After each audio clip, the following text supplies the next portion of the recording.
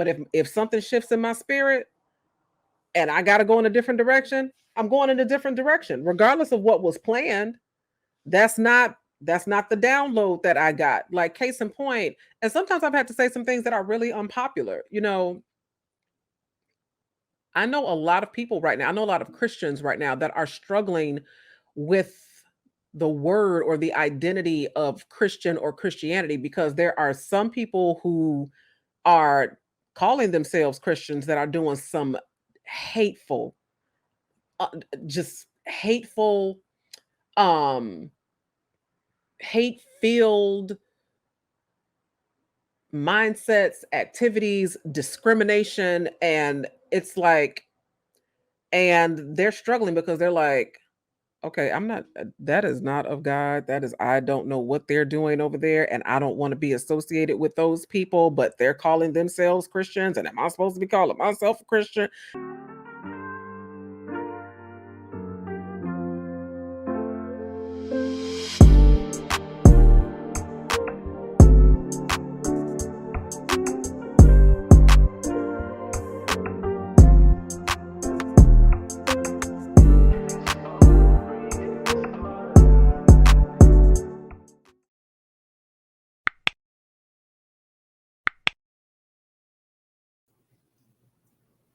All right, y'all, what's going on? It's your boy Easy Bake Oven.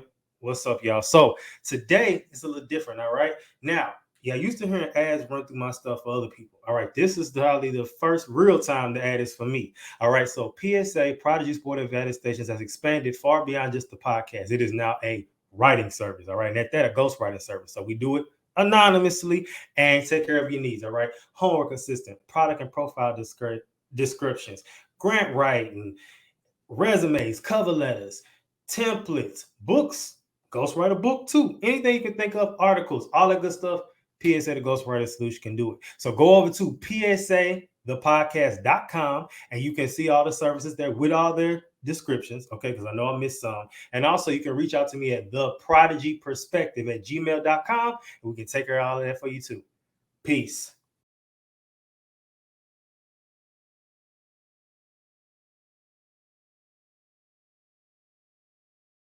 Can you believe it? After 11 long weeks, no breaks, and give y'all no breaks this time. Usually in the mid-season series, album, mixtape, whatever I decide to do, it's always at least one break. It wasn't no breaks this time, and I'm pretty happy about that. We kept everything going the entire time, through people falling off, the people falling on, some people who said they was going to do it, did it. We mixed and matched some people. Some people going to come back at a later date for some other projects, but we made it through.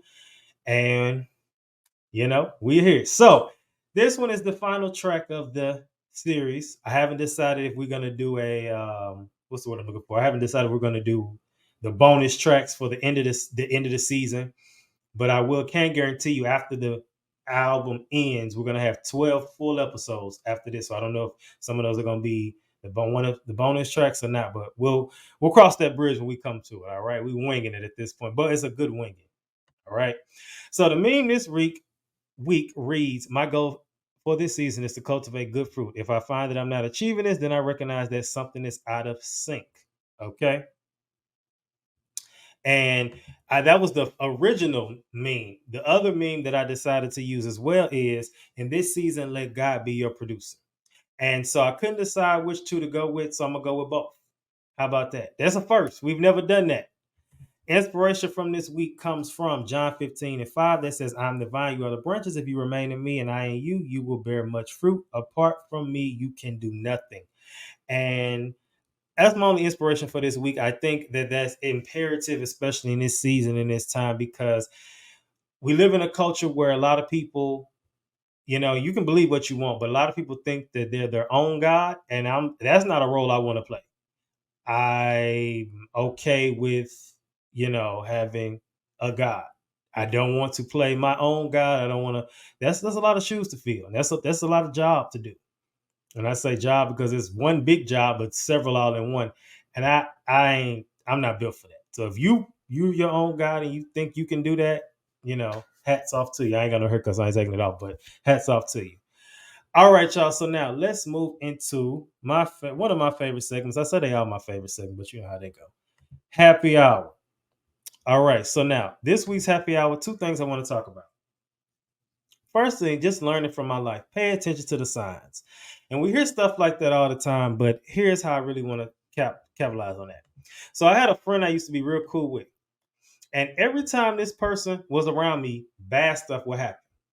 I believe that I have the eyes and have been blessed with the ability to see patterns and notice patterns.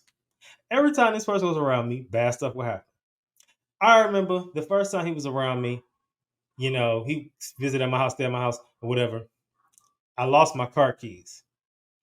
Then it was another time he stayed, visiting at my house, homeboy. He put his shoe, because sometimes I leave my shoes outside my door because they be beat up and I don't feel like bringing them in the house. They've been dirty and all that. So he left his shoes outside the door. They stole his shoes. And then I think it was something with my keys, and then they took my keys. Now they ended up not stealing nothing, but you know how to go. Then when this person was always around me, it was always some big old argument with somebody involving him. After a while, I put two and two together. I said, you the problem. Now, I'm not playing the blame game, because at the end of the day, if you keep allowing stuff, you the problem too. What Monique say on Charm School when she was like, when you do clownery, the clown comes back to bite. That was me. The clown kept coming back to bite, and finally I realized that, you know what, I need to leave you alone, because because when you keep ignoring stuff, you keep letting it happen, and then that's your fault, and then you have to deal with it. Which then leads into my next point I want to talk about. So a few weeks ago, when I posted one of my funny POVs that be going up on YouTube and TikTok, I used a clip from Hannah Montana with Jason Earl, and he was imitating Hannah Montana, was talking about I'm a pop star, I'm a real girl, because she was literally, the narrative of the show was, if y'all remember Hannah Montana, she was a regular girl with brown hair. Then she put on a blonde wig and she was Hannah Montana. She'd go on stage looking exactly the same, just with different color hair, and nobody knew it was her. But what I can say about that is, if you look at the narrative of it, how does it, I ain't got my cup today, don't talk about it, but you live in two lives.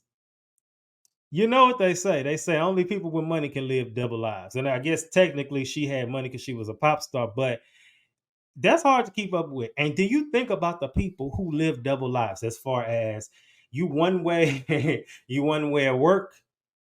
That's a little different. That's a justified one, I believe. But you one way at work and you one way outside of work.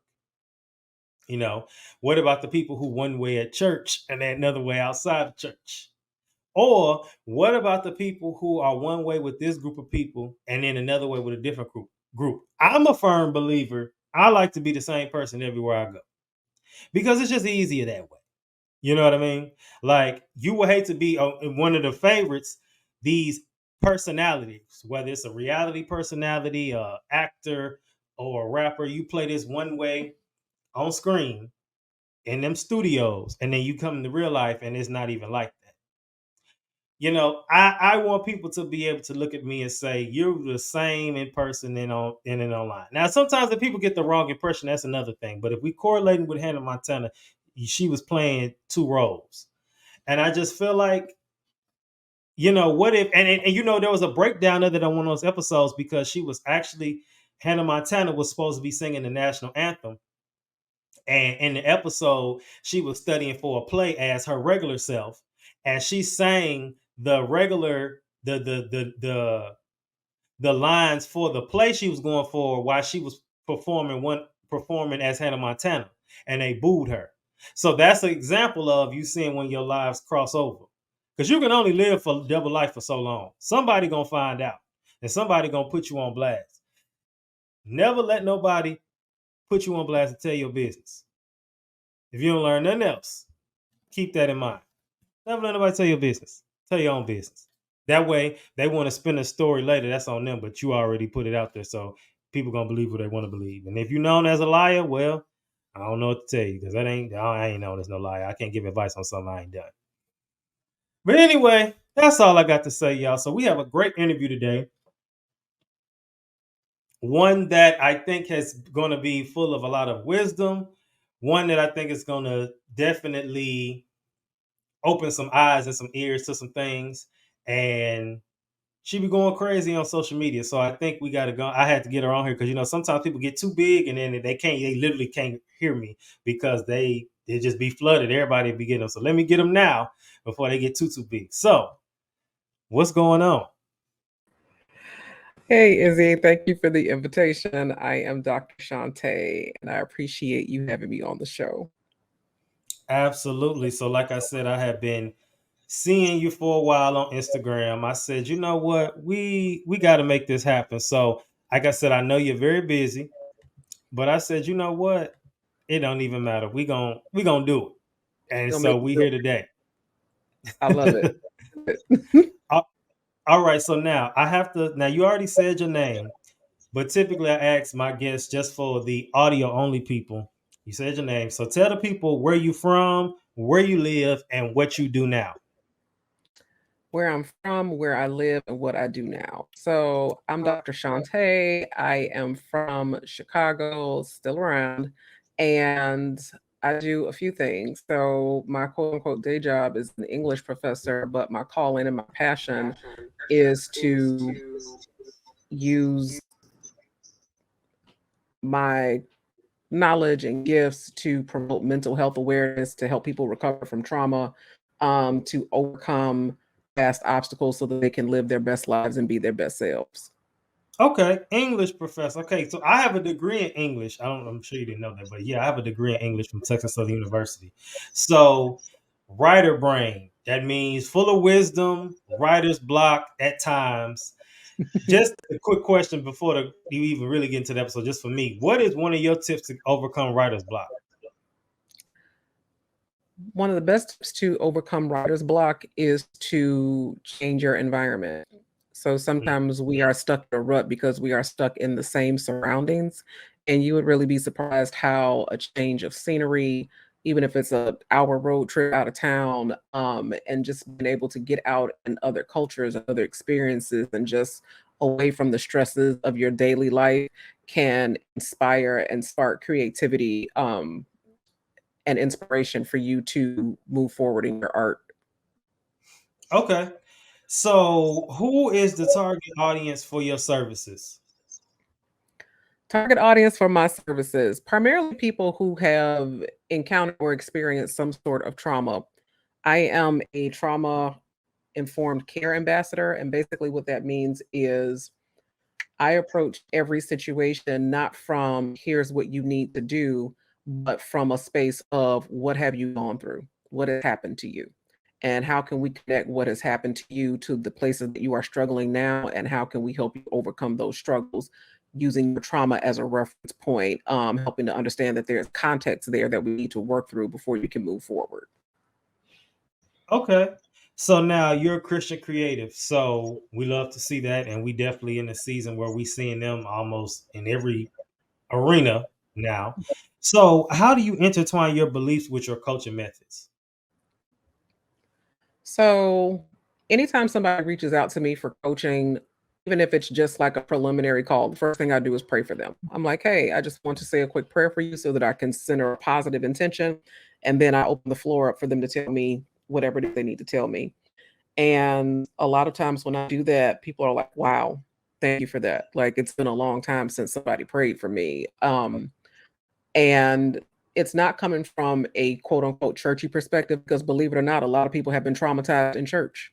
No, yeah. People don't like to say that part out loud, but I'm always going to call a spade a spade. I grew up in church, and so I know that church hurt and trauma that comes from church can be very real. And a lot of times it's swept under the rug and not dealt with. But prayer is something that I use to just let them know that I'm connected to you heart to heart and that this is a safe space for you to share whatever you need to share. Another thing too is that some of my clients do come from a faith-based background and they are looking for the connection of and the guidance of scripture into the situation that they're dealing with right now as an anchor point for them to be able to move through and move forward. And so one of the best things that you can do, and this is something that I actually learned from reading the New Testament and the way that Jesus approached people, is you have to meet people where they are.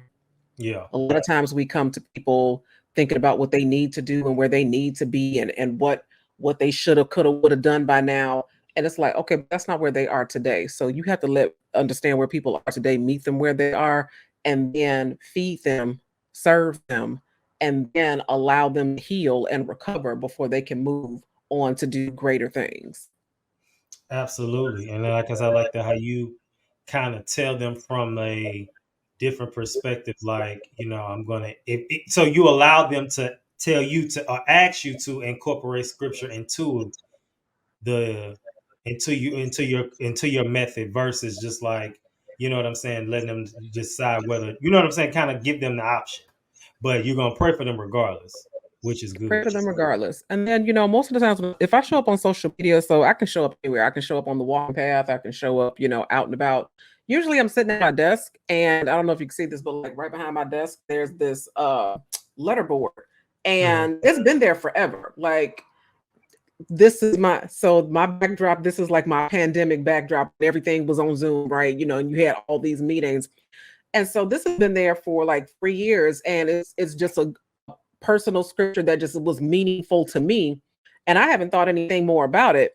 But I'm always surprised when I get inboxes or references or comments, and people are like, oh my gosh, I just looked at that scripture. That's such a good scripture. And I'm like, what? Oh, like it's so I don't shy away from, the scripture that I have for the audio only people is Joel 2:25, and it's a scripture that talks about that God will restore the year that the locusts have eaten away. And so sometimes we think that it's too late for us to turn things around, or that, man, if I had known this in my 20s, if I had known this in my 30s, then, but I've missed my beat. No, you can miss your beat, baby, because God can turn that thing around at any age, at any decade, at any time. Right. And he's true to that. When I tell people I'm in my mid 40s, people are like, for real? I'm like, yes, baby, I'm at auntie status. I know I don't look it, but I am. Okay. And That it's part. just one of those things that God has restored the years, and he's given me the energy and the passion and the verve to show up in this season of life and serve people in this way, and not allow all of the things from the past, all of my traumas and what have you, to be the defining point of my life. And so I just use it as a personal reminder to myself, but I'm always encouraged when people find encouragement in it as well. Well, yeah, I was gonna say black don't crack. We always know that, but we see it. And then you from Chicago, right? Yes, sir. Okay. See, I'm from St. Louis, so I'm down the street. So, you know, okay. Okay, good to know. A 4 or 5 hour drive. I got you. Yeah, no, for sure. So now, because this is industry plant and we finally ended the industry plant, I've been asking all my guests in my interviews this whole time, if you could be a plant, what plant would you be and why? Oh boy. If I could be a plant, what plant would I be and why? I'm going to go with aloe. Okay. I would be an aloe plant. I love the idea that everything that we need to live, to thrive, already exists. Mm, So we didn't always have pharmaceutical companies, and don't get me wrong, I'm not knocking modern science, I'm not knocking Western science and the advancements, because it has saved a lot of people. At the same time, there's also this capitalist structure that benefits from people being sick, right. and steers them to drugs and prescriptions instead of natural remedies. It's like we don't learn about those things, just like go to the doctor and then go get the drugs. And so an aloe plant has so many healing properties, a lot of times, and growth properties. And so if you burn yourself, if you get a bug bite, you can use that to expedite healing. But a lot of times you can actually take an aloe plant and put it in oil, throw in some rosemary, and it becomes a hair growth oil. Like, a lot of people don't know that there's so many properties in that plant that just allow for not just beauty, but also healing and growth. And I feel like that's part and parcel to my personality and my calling. And so people come to me for healing and growth. And so I would say aloe plant. Okay. And What I loved about this project, this whole series, is the fact that every episode somebody said something different. Nobody said the same thing. Like everybody had some. I heard a pecan tree. I heard a cactus. I didn't heard it all, and you could see that people are happy to, or that they know they plants. I guess I don't know. I guess I asked some good questions with that. Uh, all right, so I'm going to ask you a few words, and I want you to tell me the first thing that comes to mind, and there is no right or wrong answer. Are you ready? I am ready. All right. When you hear the word produce, what's the first thing that comes to mind? Soil, When you hear the word procreate, what's the first thing that comes to mind? birth control. And when you hear the word reproduce, what's the first thing that comes to mind? Wait, maybe that was the answer for the previous one. Um, when I hear the word reproduce, what's the first one that comes to replicate? Okay. So I went ahead and got the definitions for. I did do producer, which is a person, company, or country that makes, grows, or supplies goods or commodities for sale. Mm-hmm. Produce is cause a particular result or situation to happen or come into existence. Procreate, I didn't do the definition, but I went with the synonym, which is multiply. Mm. And then reproduce, create something very similar to something else, especially in different medium or avenue. So okay, you was pretty close, which is still good. But yes, so now track 9, for y'all that remember, we did go over producer along with harvest, but although this episode centers more around procreate and reproduce, I still believe that to reproduce is still produce. So I still Mm. believe that we can kind of tie them together. So let's see how we do that as we go along. But let's get into, what does this have to do with mental health? Because people, will always try to ask, and I always have an answer. So before we get into that, many people struggle with understanding their higher purpose, with God, and you already stated yours and you understand yours. How do you align your gifts with your personal brand, or with their personal brand? So I truly believe when you are spirit led, and some people don't recognize spirit, some people just feel like it's their intuition, like a knowing in their gut, or it. So people call it and recognize it different things. But my experience has been I have never known peace until I was obedient to what I was being asked to do. Mm, Um and and only chaos. It's like everybody that I have known that has tried to run from their calling experienced some sort of disruption in their life, disruption of harmony, disruption of peace and joy. Like they could not get right until they answered the call. It's like what's my boy Jonah? Jonah was not about that life. He ran yeah. in a complete opposite direction, and he found himself in some dire straits. So I alignment is very important to me, and the way that I align it with my personal brand is I don't try to be everything to everybody. There's a word in scripture that says, "My sheep hear my voice and they know me." I feel like when you have a calling to something, you are called to a specific flow. You are never called to yourself. You're never called for yourself. It's always for the betterment or furtherment of somebody else, to get what they need to where they want to go. And so my sheep will hear my voice and they will know me. Some people hear my voice and be like, I ain't trying to none of that. And great, they belong to a different shepherd, and I'm good with that. But I always show up and speak authentic truth, and the people that need to hear it always hear it. And I've also learned to divorce myself from the outcome. That doesn't mean I don't care about the outcome, because I'm always careful. When you're talking about trauma informed care, you have to provide safe spaces and tread lightly and understand that people have been through things. So, of course, you care about the outcome in that sense. But when I say divorce myself from the outcome, I'm not going back tracking metrics, even though, this is to the chagrin of business coaches. They're like, how can you not track? You got to use the data. You got to. I know, I get it. But I don't create content for metrics. I don't create content for the likes and the clicks. I create content that I know is going to speak to somebody's problem, that is going to speak to somebody's issue, that's going to inspire somebody to get over the hump. And so I divorce myself from the outcome in that sense. Um, in which case, I know that whenever I throw these seeds out, just like scripture, some of them are going to land in hard places, some of them are going to land in good soil and take root and grow. Um, but it's like whoever has an ear to hear, let them hear. And so I made peace with that. And it's not all about likes and clicks, because when you get into that business, then you start people pleasing and performing and trying to um, pander to get applause. And I'm just not about that life. I mean, no shade to anybody who does that. I mean, do what you got to do to pay your rent, but that's just not my life.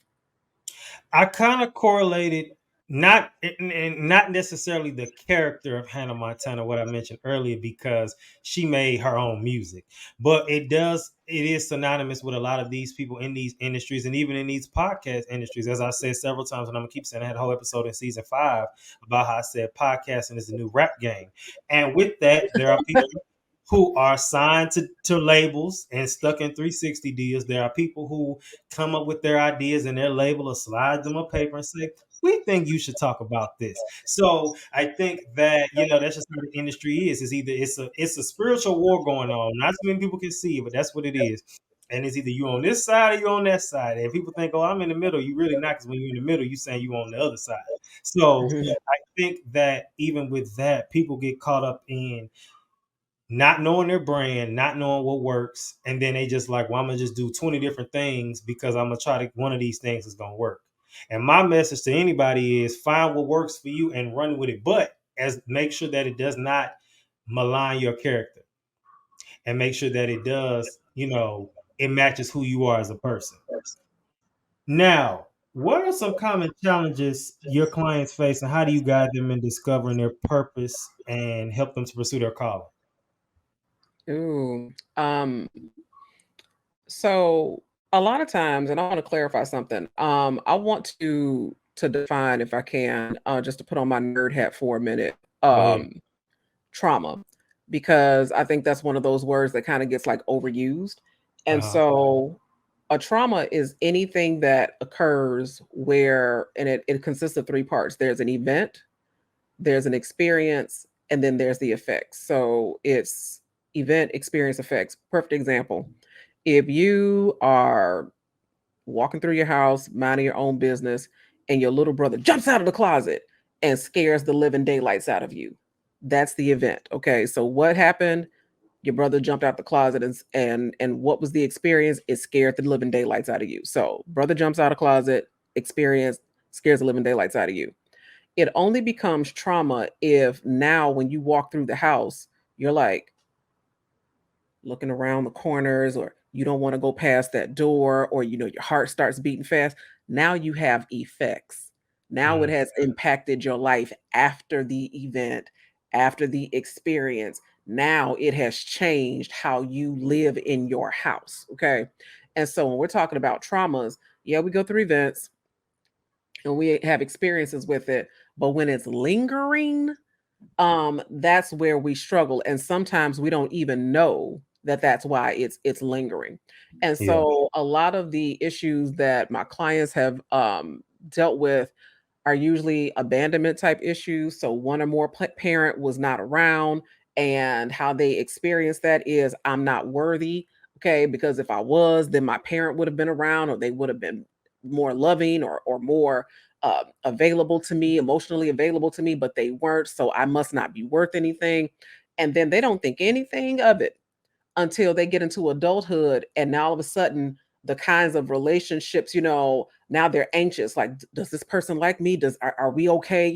And they start behaving in ways not even understanding the connection to something that happened way, way back. So there's abandonment issues. There's issues about being traumatized by social messaging. Women in particular, that if you don't look like a supermodel, if you show any signs of aging, or childbirth or anything like that. It's like you are less than, social messaging that says if you're not married, then your life is less, and that um all of those types of kind of toxic tropes that people are walking around feeling like they are less than, that their lives are not what they ought to be because they're listening to this social messaging that tells them that they are less. People struggle with fear and doubt. Okay, Yeah. fear and doubt, lack of confidence, don't feel they have all these ideas and all these great things, and they're living at below sea level because they're afraid to launch out into the deep and really struggle with faith. It's like I trust God, I believe God, but it's that acting on that faith that I'm really struggling with. And so those are some of the more common things that my clients tend to deal with. You know, have you noticed it's like a generational thing? Because I look at like my parents and they come from the generation of get you a job with benefits and there you go. So I've made comments to family members in the past. I was like, we might as well call you a pilgrim because you love to settle. Because that's all you do is settle. You Oh just Lord. you you okay with just this. And it's like, why not have that? And it's just like, why you okay just settling right here? And so I've always wondered that, but I understand it's just the generation because the younger millennials are different with that. And then Gen Z, that's a whole new ball game. So that's just, that's all over the place, but in I a good way. I do want to say this though, in fairness, for the Yeah. record, there is nothing wrong with, honest days work, honest days pay, come home to your house and your house is full of peace and love and joy. That and that it's not on social media and that sort of thing. And so I think that's kind of one of the unfortunate byproducts of social media is that all of a sudden we have a window into all of these amazing things, quote unquote, that are allegedly happening, not realizing that a lot of influencers that'll be like, oh, I got this great thing from Target. They never bought it. They just showed it to you. And you're like, oh, that's something that I have to have, tag still on it and going back. A lot of these hashtag relationship goals, you don't see the fight that happened an hour before that picture got taken, and so it's just like, so I am a child of I grew up in the 80s, so pre-social media. Hello, somebody. There was such a thing as pre-social media.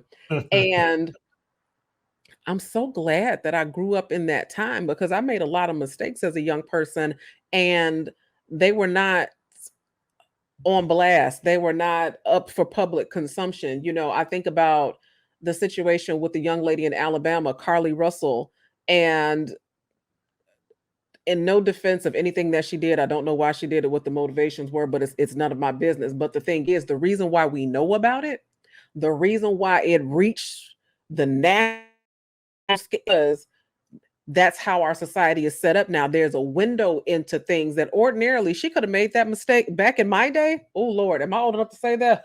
Let me get the oh out my mouth. Okay. But back in my day, when you were in your 20s and you did dumb stuff like that, it stayed in Alabama. It stayed right where it was. It was localized. But now you've become a national scorn. You've become a national some people are saying embarrassment and shame on you and look at what you're doing to the culture and all of that. See, once upon a time, it wasn't like that. And so, just even the mental strain that comes along with all of this heightened visibility can be very stressful. So, I just want to go on the record and say if you live in your life, drinking your water, minding your business, and you're not putting your life up for public consumption on social media, there is nothing wrong with that. Go in peace and live your life. Yeah, no, definitely. I agree. I definitely agree. I definitely agree. In the Carly Russell situation, that's funny. Did you see her mugshot when she was smiling? Now, you didn't have to go there. She was. She was. Now, so according to along how we correlate this with mental health. So the first way is emphasis on community and support systems when it comes to this, what we talking about. So in alignment with mental health, young millennials, and especially my group, young millennial men, often face societal pressures that can lead to feelings of isolation. By fostering a sense of belonging and community, faith can provide essential emotional support. Promotion of purpose and meaning. Letting God guide one's life can provide a sense of purpose and direction. The idea of producing fruit in one's life can align with fulfilling personal goals. And then Young millennial men navigating the complexities of modern life might struggle with different questions. So then the third one is focused on forgiveness, compassion, and self-regulation. When alignment with the mental health, this virtue aligns with positive mental health practices like mindfulness, empathy, and emotional regulation.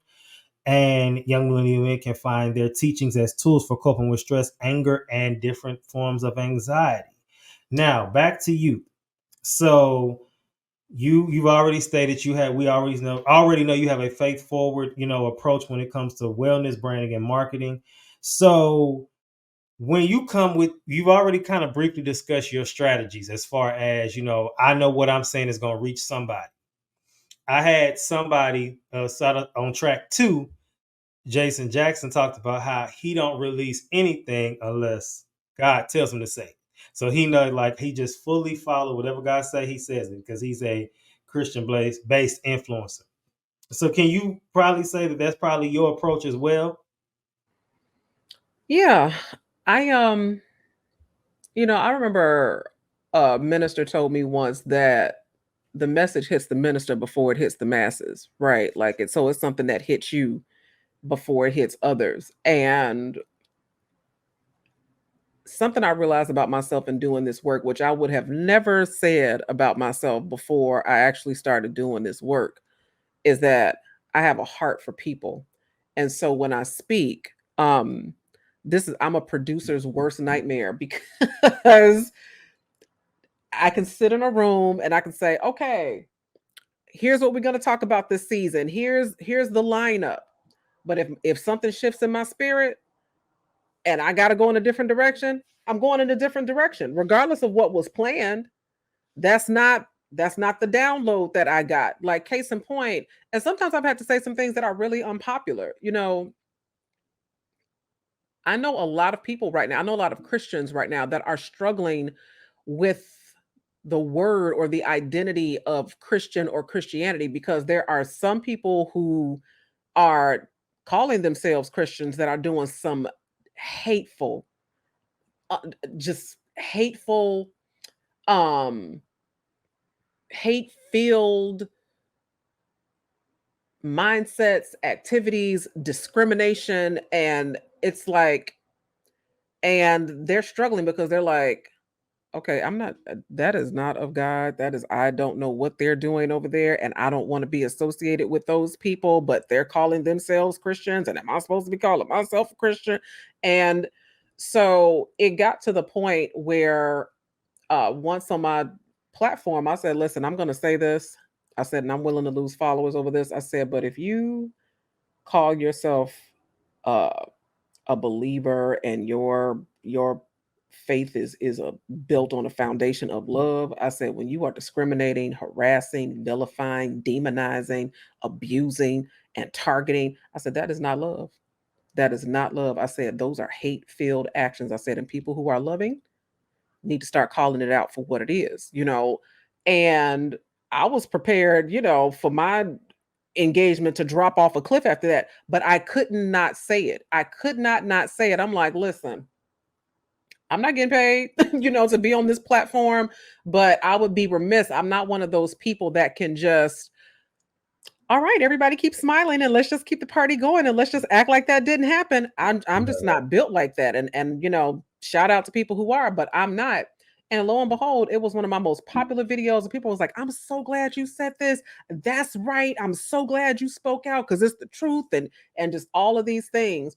And of course, there are always going to be a handful of people that want to come to you and be like, you're trying to change the word. I'm like, no, no, like are we reading the same scripture? Okay, because if we want to get real technical about it, um, the people that we would consider quote unquote sinners, those are not the ones who put Jesus on the cross. Jesus was put on the cross by religious people, church folks. So we need to be really careful with that, okay, in terms of how we approach things. So I'm definitely one who um I have content pillars. I know what I want to talk about in general and I kind of try to stay on brand. But for the most part, yeah, if I get something in my spirit that I feel like needs to go out to the sheep, I'm obedient and I give it to the sheep. All right, so that was a great segue. Wasn't even planning on that. Thank you for the info. I'm gonna give my tips or give my suggestions or my views on that in this section. I challenge that, and we all know this section is to challenge kind of what we talking about today. So before we get into my first question, I'll say this about that. It can be hard because you probably thinking like, if I go out here and say this, I'm gonna get canceled. I've learned recently and I've internalized, you can't cancel me if you didn't put me on. So even if these even if them 3,000 people leave, and then I believe 6,000 gonna come in their place. That's just what I believe. And you Ha! know, What shot? Hey. and my views honestly are, I've been journeying through just seeing stuff, and I don't believe in coincidences, whether it's things that I read, whether it's you reading your Bible, whether it's TV shows, whether it's movies, and I'm always seeing people who say these things and are ostracized after. And you have to have a tough skin, no matter what you believe, to be on any platform. And that's why I listen to people talk, and they be like, yeah, when I make it, and I be like, well, we live in a different world. Like you said, back in your day, you have to have talent back then. You don't have to have talent now. You can just kind of get famous for anything or be known for anything. But then once you get there, when people are trashing you, tearing you down, what you gonna do? I don't want to get to that platform and have to retreat. That's why I said I'm thankful the podcast didn't blow up season when I was thinking it should have blew up in season 4. It did blow up in season 5 and it blew up in season 6. That I'm seeing what I'm seeing now, because them seasons I wouldn't have been ready and I would have got chewed up. And I could go back and forth with the best of them, but in the same breath, it would have been one of them. You right. You know what I mean? And I'm quick to call myself out, but I think that it's important to know your audience, know what you're talking about, and be able to stand for challenges. And now that's why I love this segment, because I intentionally ask questions that's going to trigger that conversation and debate. So now, when we're talking about reproduction and reproducing, as far as with the plant and that aspect, and we talking about this and we challenging that, what happens when we are producing or reproducing the wrong message or the wrong content? So my stance is, I'm quick to say, come out and say, yeah, look, I made a mistake. I was wrong. You know, my bad. What would be your advice to somebody who may be struggling, maybe in that area of they have to kind of counteract this statement? They may have to, therapy, apologize. And let's keep it to just regular. Like, say, for instance, you have a client who talking about her mama, and she went against her mama or her husband, or they went against their wife, and they have to apologize. What would be your step-by-step process for your client in that instance? Ooh, now I got ads in the middle too. All right, y'all. So I'm betting on myself even more. We already knew about the ghostwriter solution, right? Well, guess what? The ghostwriter solution is now on Fiverr. That is right. You know how like artists be having like ghostwriters and stuff, like rappers, some rappers, and like singers and songwriters. Well, guess what? I am the podcast ghostwriter. What does that mean? Content for your website, any show notes, any podcast descriptions, anything that'll make your podcast easily searchable, any other thing podcast related that requires writing, I can do it. You can also reach out to me personally. Obviously, it's the same email as earlier, theprodigyperspective@gmail.com. But you can also book my services on Fiverr. Now, I will be expanding more services, but for right now, I'm just a podcast ghostwriter. And I also can help with newsletters too for podcasts. So tap in. So anytime there is conflict or disruption or what have you, the first thing that I'm going to do, and the first thing that I advise other people to do, is take do a self-assessment. Like, hold on, how did I contribute to this? Did I contribute to this? What was my part? Okay, like what was my part? And sometimes it's not what you said, sometimes it's what you didn't say. Should I have spoken up? Should I have set a boundary? Should I have, established my intentions? So what role did I play in getting us here? And then you have to own it. Okay, because when you come to people in conflict, people will hear you better when you own your part, because one of the first things that people will say if you come to them is the first thing they want to talk about is but you. They want to either deny it, defend it, or deflect it. And talking about what you did is a deflection. So if you just come and say, before I even begin, let me just say I apologize, or I'm gonna own the fact that I did or didn't do A, B, and C. So the first thing I'm gonna say is you need to own your part. And a lot of times people struggle with that because they feel like if I own my part, then it lets other people off the hook for their part. No, your stuff is your stuff and their stuff is their stuff. Okay. It's like, and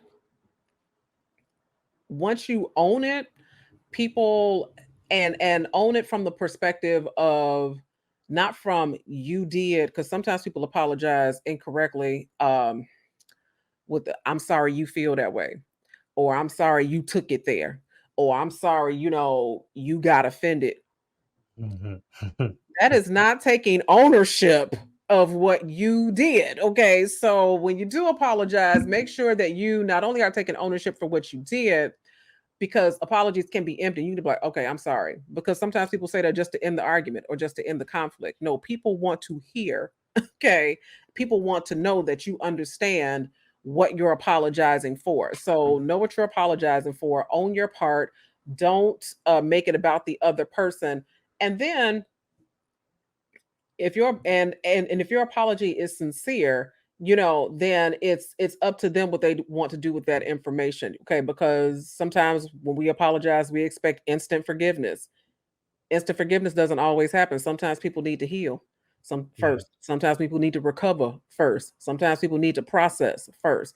But you do your part, because your part should be separate and apart from their part. If the apology is sincere, it's about you taking responsibility, not their response. Their response is their responsibility, but you make sure you do your part.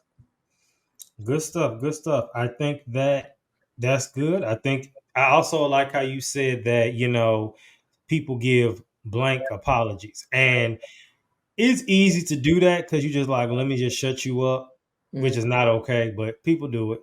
they do it. And, in some cases, I know where I remember when I first went to therapy the first time many years ago, and that was just, I remember she had made the comment, my therapist was just like, just take accountability for stuff. Even if they were wrong too, just say you went wrong here. And it can get difficult when you take accountability and you watch the other people not. That can be, but you can get to the point I feel like where you may just say, you know what, I have to just create a boundary with you like that because I see you not gonna take accountability, even though I do. So we just maybe can't be cool like that because that's not fair to me. Now it's not being fair to me, and you're gonna have to explain it because some people don't care what you have to say. That's the unfortunate reality, but it is what it is. Now, how does this topic align with plants planting, that whole spiel? So the first is the process of growth and development. So the plant metaphor is just like plants grow from a seed nourished by sunlight, water, and soil. Producer cultivates ideas, creativities, or products. And this metaphor has been used in various leadership and personal development literature. For instance, Stephen Covey's The 7 Habits of Highly Effective People likens personal and professional growth to farming or gardening, where careful cultivation yields results. Now, let me ask this question. What happens when you don't take care of your garden properly? So now let's get out of the plant phase. So if we're talking about yourself, so let's say, just an example, we talking about podcasting, and you don't take care. This is what you've been called to do, but you don't take care of it properly. You know what I'm saying? You want to see growth. You don't post enough. You don't use hashtags. You don't have a niche. You just out here winging it. You know what I mean? And sometimes winging it works. Sometimes it works. Some of the biggest stars was winging it, but that don't work for everybody. So, what would be your tip to someone who we can get out of podcasting and we could just say your garden as far as their personal life, and we could say how do they cultivate in a field or a garden that yields results? Consistency is the name of the game, and nobody wants to hear that. So Here is a fun fact. I think somebody was like asked the question like, so if somebody offered you $1 million or somebody offered you one penny compounded daily for the next 30 days, what would you take? And most people were like, the $1 million, not realizing that that penny compounded daily. So when 1 cent become 2 cent and 2 cent become 4 cent and 4 cent become 8 cent, and like by day 10, you only at like $5. But by day like 29, you at like somewhere between $2 and $4 million. And then by day 30, now you're at $8 million.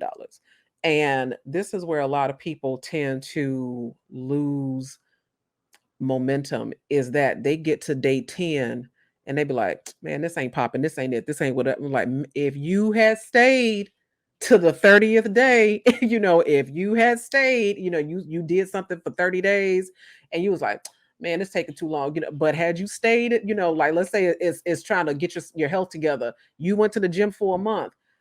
Do you know how, if you had went to that gym for 6 months, the kind of results that you would have, you didn't see it.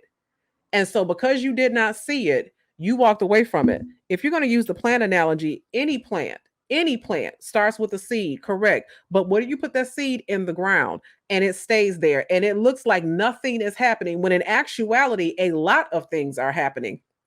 You may not be able to see the roots taking gathering nutrients. You may not be able to see it. You don't see anything until it pushes itself through to the other side of the soil. But in order for it to push through, it had to do a whole lot underground below the surface, when it wasn't cool, when it wasn't hot, when it wasn't sexy, when it was nothing to post, okay, when it was just dry. There was a whole lot going on in order for that fruit to bear. And so if you decide like, oh, I don't see nothing happening, so I'm gonna stop giving it water, then that is a form of self-sabotage. Like, you basically cut your own self off. A lot of times I saw this quote once that said, a lot of times we'll ask God for cake and then we get mad when he gives us eggs, butter, flour, and sugar. It's like, you got everything, make the cake, okay, and it's the work that you have to do. And so not only should you be consistent, not only should you need to be patient, um but also you need to develop habits, because one of the biggest mistakes that people tend to make, and this is the idea out of that book Atomic Habits by James Clear, is that people set goals like, I want to run a 5K. And it's not about the goal of running a 5K. It really should be, I need to become a runner. So it's not what you are trying to do, it's who you need to become. And by becoming that, by developing the habits, what would a runner do? How would a runner eat? How would a runner train? You become, and you inevitably end up meeting the goals because you develop the habits where you changed yourself. And so a lot of times it's not just about what you want to do and what you want to produce, but also who are you willing to become in order for that outcome to manifest. Good. Okay, now let's go to the next one, dependency on conditions and environment. So a plant's growth depends on its environment. Similarly, a producer's success depends on the conditions in which they operate, including the market, resources, and relationships. This metaphorical connection is often explored in business literature. Michael Porter's work on competitive advantage look at how firms like plants are influenced by their environment, including the competition, supply chain, and market conditions. So my logic is, or my thing is, what happens when the conditions are bad? What happens when, again, we're going back to podcasting. If, you aren't seeing the numbers, maybe you've seen a decline. Maybe you start to wonder, am I doing this right? Or say, for instance, if, personal experience here, you been in one situation for 6 years, you feel like you heard God say it's time to step out and do something else. He gave you the school you worked at closed down, which people said they've never heard of. And although I could have went to another school and taught somewhere else, it's like, let's go ahead and push the boundaries and let's go do something else. And then you applying all these jobs and, looking for things to do. You trying to be this writer and you try applying. You keep getting told no. You're more than qualified. You're like, what is going on? And then it finally clicks. You have to do this all on your own. Instead of trying to work for somebody else, you have to, and maybe you might find some remote too, part time, but you need to fully invest in your PSA, the ghostwriting solution. And then that's what's going to blow up.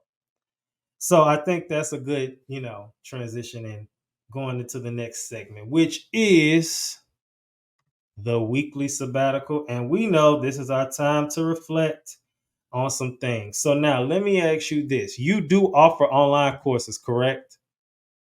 I do. I teach online workshops and seminars. Okay, so how can people get involved in that or get to that if they want to? That is a fantastic segue because in the fall, I'm going to be opening up the doors to my mentoring program. And so next week, I am. So this is, let's see, this is probably going to air in October. Oh, yeah, by the time your listeners hear this, it'll be too late. The doors will be closed. However, however, there's always a wait list, and I'm always, offering this. I offer it 2 times a year.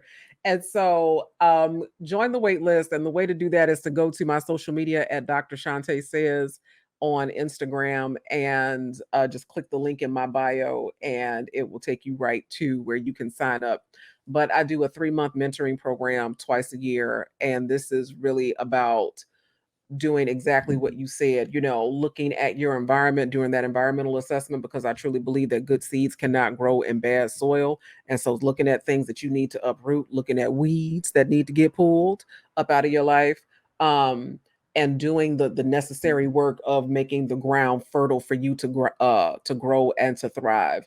And so there's that component. And then I am always offering weekend workshops. So they're usually like on a Sunday night, where they're going to be focused on things like building confidence, building community, building consistency, and that sort of thing. So all of those things you can find at Dr. Shanté Says, or you can go directly to the website and sign up for those things at readytobelieve.com. Yeah, good stuff. So you said you said they'll be too late, but like you said, it's always a wait list, and it's good to see that. I like how that even if people, I like to see people transition out of education. Not saying that people can't live there forever. Not saying there's nothing wrong with people that do, but if you feel you're called to more, sometimes education can be limiting. It can just be kind of like this is it, and it's like you don't want to be an administrator. You just want to do what you really want to do. So you leverage your background as a college professor, writer, and certified life coach to assist others in personal branding. So how do you feel education and life coaching are interconnected? And how do you use this synergy to help others realize their personal vision? Education, well, so life coaching, and this is a really good question because people should understand the difference between counseling and coaching, right? So, counseling and therapy is about healing and unpacking and understanding all the things that have happened to you and how they are impacting you and showing up in today's life. However, some people do all of that and they're like, now what? This is where I come in. Okay. Because a coach is about forward motion. It's like, where do you go from here? And it's results focused and building the kind of life that is in alignment with your best and highest self.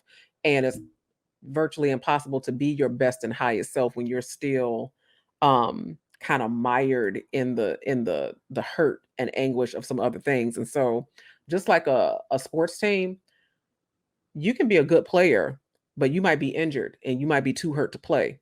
And so that's where counseling and therapy comes in. But once you have done some work, you might not be 100%, but you can get out there, you can do some things, you can start, rehabbing your way back into the game. That's where I come in. And so, and all of that comes down to education. And so it's really about educating. What educators do is we are curriculum based, and so we create lesson plans with like, here's what you need to do to meet these objectives, these learning objectives. And so it really goes part and parcel to life coaching, like, here is the things that you need to do in order to meet your life objectives. I, so then my next question would be, with that, how has your faith and being a life coach, how has it influenced your life coaching? And then can you tell about a personal story how your faith helped you overcome any challenges in life? So faith in life coaching, it really has allowed me to be a compassionate coach. There's all different kinds of coaching. You know this from sports. Like I used to watch basketball tournaments in my high school, and those coaches would be in those boys' faces. I mean, cussing them out like, "What the f was you doing?" and sit your and that sort of thing. And I, I mean, I can't say that it's not effective. I mean, because sometimes people that's what they need to hear, you know, in order to light a fire under them or what have you. But I don't do that. I tend to come with a more compassionate approach. And what people tend to find refreshing is that there's a no judgment zone in my coaching. Like people have shared some really heavy things in sessions with me and things that they've been carrying for a while and were too ashamed to say out loud, and then for them to finally say it and it to be received with empathy and compassion, they're like, you know, like that is just a burden lifted. And that is a direct result of my faith because that's how God receives my junk, you know, like, you know, and I'm like, okay, Lord, all right. I'm just lay it on the line. I messed that up. He's like, I know you did. I love you still. Don't do that no more. You know, so it's that. Um and then my faith overcoming a really tough time. So once upon a time, I believed that I was told, I'll say this, that you could either have Jesus or you could have your therapist, you know, because if you had a therapist, that meant that you wasn't trusting in the Lord, right?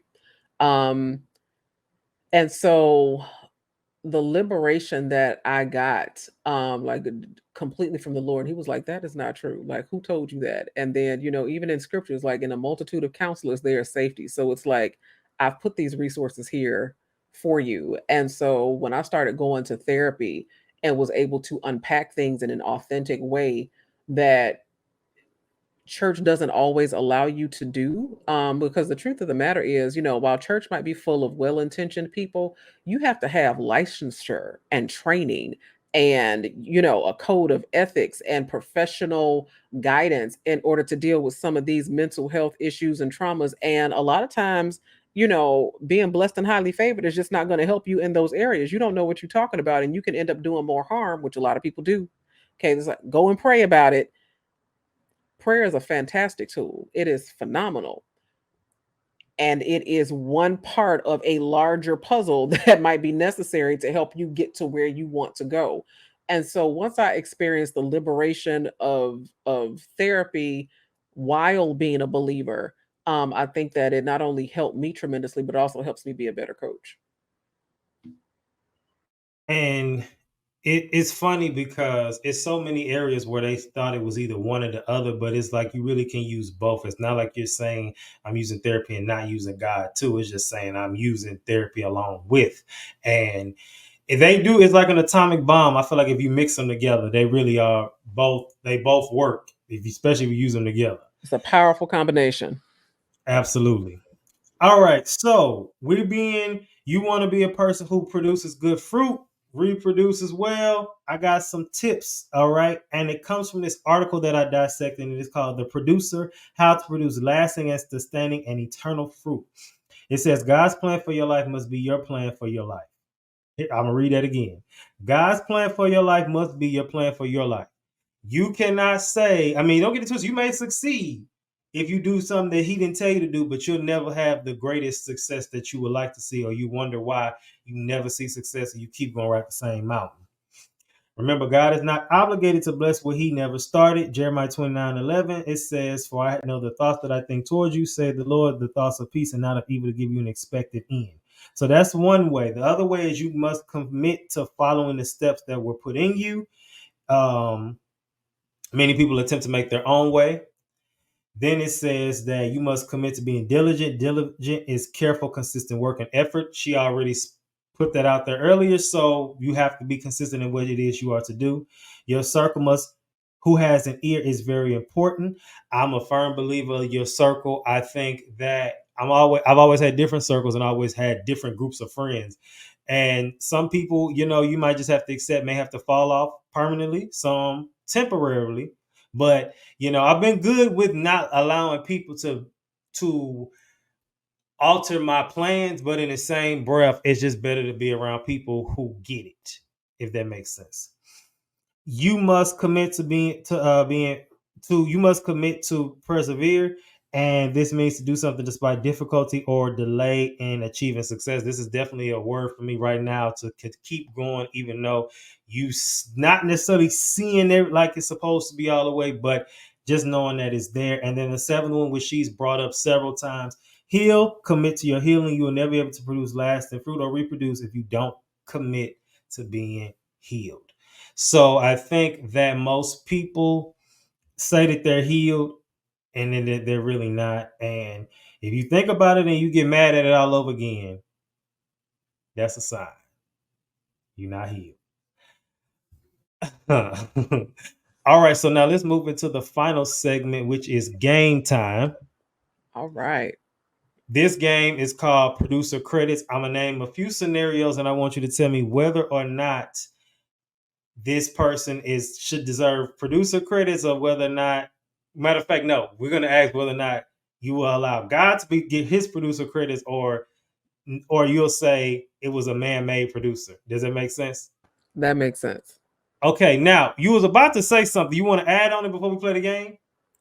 Just that, triggers are real and triggers are a part of healing. Sometimes you have to heal from something more than once because sometimes, you have gotten some distance from it, you've gotten some perspective, you've gotten some wisdom, and then you roll up on the situation or roll up on the person again and you feel some kind of way, it's almost kind of like re-injuring like a wound. And so you might be like, okay, it's not as bad as it was the first time, but I definitely might need to go back and go through my steps and set my boundaries and things like that. So, triggers are a natural part. It doesn't mean that you haven't made progress, but just know that it's a journey.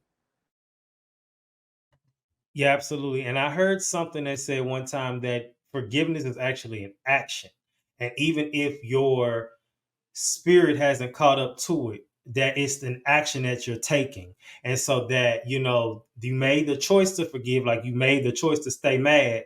And now you have to force your emotions to catch up to the action that you made to choosing to forgive, and not and really internalizing that you're not letting them off the hook, but it's just really for you. That's really good. All right, so now the producer credits game. So I'm gonna name these scenarios. So the first scenario: a person glows up in their music career. They're getting all the hit songs, all the hit accolades, and all the hit records, but they were called to be a teacher. Can God get producer credits, or nah? That's them. Dang, that's hard. So you're gonna give me the stink eye because my answer here's gonna be like my answer for like all of these questions, right? Um, God has like a perfect will and he has like a permissive will, right? So sometimes he allows things to happen. Like God can hit straight with crooked lines. And so even though we might diverge from the path, we ultimately always end up where we are. So the music person, that might be where they at today. Um, and maybe through that music, educational initiatives or endeavors will come out, or they might end up teaching music. So I'm gonna say that ultimately they're going to end up where they're supposed to be. Okay. The next one asks about a person who is constantly putting out great content. They're not getting the results they wanted, but they know that God told them to do this. Definitely God can get producer credits. Like God told Jeremiah to like preach, and Jeremiah didn't convert one soul. And Jeremiah was tired and fed up. He was like, I'm over it. I'm done. But then he had got back in it because it was like fire, shut up in my bones. Like I had to do it. So I'm gonna give God producer credits in that one too. Because it's not about the outcome, it's about your obedience. Somebody who is a therapist creating a bunch of online courses as well as teaching, but they know that they won't be a teacher for much longer. To everything there is a season. So God can get the credit out of that too. Absolutely. All right, good stuff. All right, so let's get into the final question and challenge for this series, which is: in this current season of life, what do you feel you are called to produce? And I want you to tell me, answer this question. You win money. And it also forces you to really think outside the box, and really look at you and see what you're supposed to be doing in this season. Because I have been hearing lately that you won't get what you're looking for until you do the last thing you was called to do. Mm. So keep that in mind, people. All right. So before we go today, anything else you want to leave us with before you go? Only that I realize that sometimes therapy can be cost prohibitive. Not everybody has good health medical insurance. Not everybody has um, the out of pocket costs to be able to talk to a therapist. And so in the event that that is your situation, a lot of times sometimes your employee benefits, so there's something called the employee assistance program where it's already paid for, your company has already covered it, and they offer these free services to you, might be a good place to start. Also, there are tons of books that you can get out of your local library on healing. One of my favorites is What Happened to You by Dr. Bruce Perry. So if you have ever experienced some sort of trauma and wondered about the effects that it has on your brain and your relationships, What Happened to You was a good one. If you are unsuccessful in romantic relationships, Attached is a good one by Amir Levine, and it talks about the ways that you form attachments to people based on how you were raised in your childhood and the ways that maybe you might have been abandoned or neglected. And so learning your attachment style is really helpful. So a lot of times when we talk about mental health, people instantly think therapy. But lots of things can be therapeutic. Books can be therapeutic, podcasts can be therapeutic, art can be therapeutic. If you don't have a place in your life where you are being creative or a place where you can play, find time to play, and that can also be therapeutic as well. And it's crazy how things work out, because in track 8, a question was asked by my guest: what would be a suggestion to somebody who couldn't afford therapy and it wasn't in their work benefits? And I said, well, I ain't the professional, but I'm going to find out. And we just found out. So there Bam. it is.